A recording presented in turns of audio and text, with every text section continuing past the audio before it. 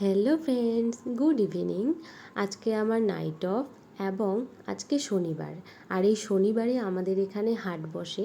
তো ঘুম থেকে উঠেই দেখছি যে আমার কোনো কিছুই বাজার নেই, তাই ভাবলাম একটু বাজার গিয়ে ঘুরে আসি।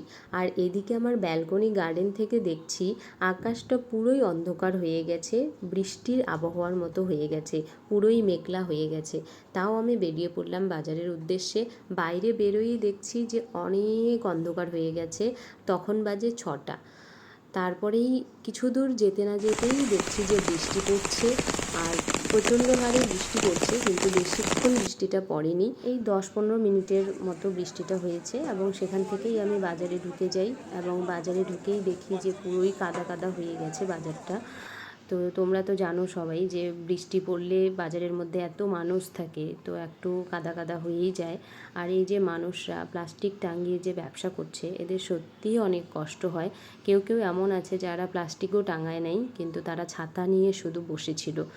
তো তারপরে সেখান থেকে বেরিয়েই আমি রওনা দিলাম রুমের উদ্দেশ্যে। এবং এই যে রাস্তাটা, এই রাস্তাটা কবেই ভেঙে রেখেছে, কিন্তু ঠিক হচ্ছে না।